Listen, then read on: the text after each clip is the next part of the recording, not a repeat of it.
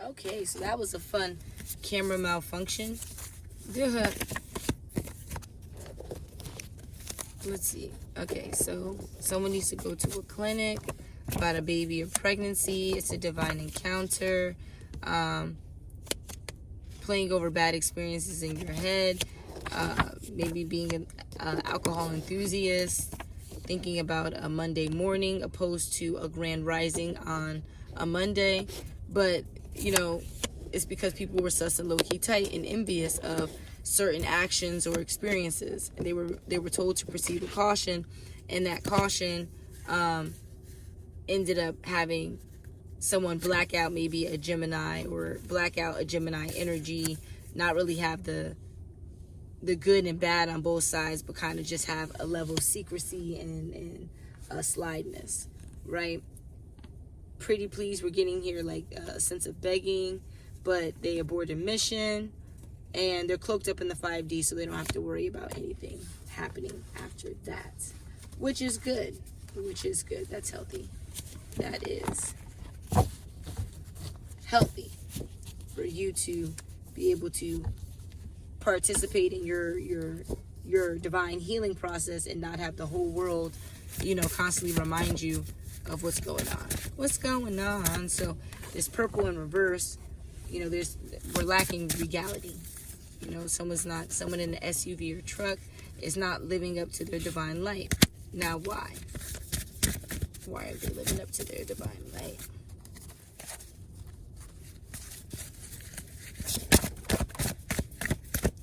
Because of a certain level of possessiveness, or they're caring about having predators or or people who like to, copy their swagger. That's what I'm getting by pet. So, there's someone copying this energy, or this energy is copying someone else, and that's the reason why they're not showing up in the divine light. But we want to know a little bit about why or how this divine light can be shown. Let's do that. How can this divine light be shown? So we see here, parasitical, swimming pool.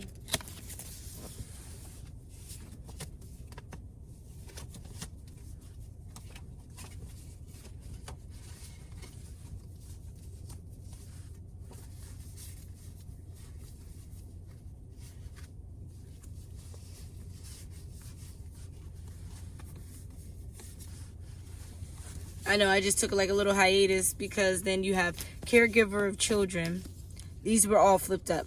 So you have caregiver of children, super simp, garage or tool shed, seeking praise in the 3D, and it's parasitical. So I'm being called not to, complications may arise on a Friday night. A cry for help from someone who needs to go to a dentist, someone who's a Pisces or is removing a kind of Pisces energy from them so that they can be magnetic and attractive. Kind of like the Gemini energy that we were talking about was, not being upheld earlier. Okay? There's this cry for help because someone thinks that someone's a cheater in a basement or laundry room because of some kind of repeated offense. But this person, is attached to the Bible. So we can already put them more so in a purple light because we can see now that we're beginning a cycle.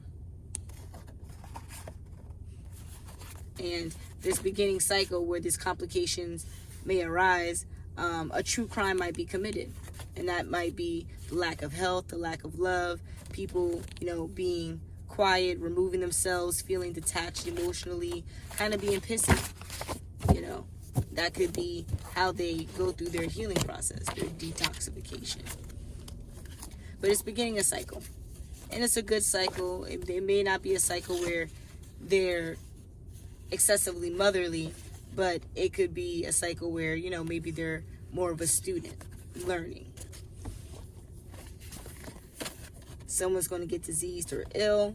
And I pray anyone who is watching this reading or a part of this reading energetically that you have the proper resources to save you from this illness. What I mean is you learn the necessary information so that you won't get sick. If you need a detox, detox. If you need to rest, rest. If you need to eat, eat. If you need to purge your emotions, because there's light beings around cloaking you so that you can handle your divine purpose, your divine mission of making sure that you are in full alignment, okay? And then once you're in this full alignment, these welcome guests will appear. The hate will be turned off. It might seem a little bit expensive, but you guys are going to be knocked out to the music that is played. I'm not even getting music messages. I'm saying more like you'll be able to listen to music without the signs and synchronicities, just for a moment's time, because life lessons were learned, and whatever happened that we were talking about earlier around Christmas is now going to be a joke, a thing of the past. Why? Because it's the first day of school. There's new stuff. This Scorpio energy of we make light of the treachery that happens in life. You know, you make a joke of murder type of thing. Like, that's how this first day is going to start, so that there can be a renewal process with this energy. That's how we move that reverse purple into the upright. There has to be a renewal. Okay, so then we have this numerology switch, and that would be the last thing we do before we boogie on out of here. Let's see. All right.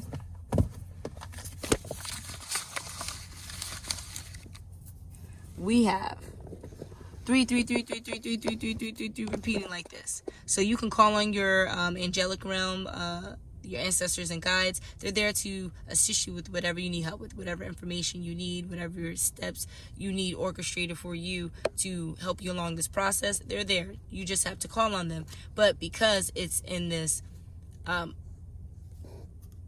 transition period, it's saying that you don't always have to say it out loud. You don't always have to pray on it. You can feel it, and they'll also answer your prayers that way. Okay, then we have the 72 energy, where 7 is praise, 2 is believe, and that is basically trusting in the divine past the cycles and patterns that have shown before this time. Okay, and the reason why you need to trust is because 72 is the divine seeing your work, seeing your efforts, and acknowledging them, giving you that praise that we talked about earlier. Okay, in order for you to receive that praise, you have to be able to acknowledge it. All right, be able to see that the divine has heard your cry.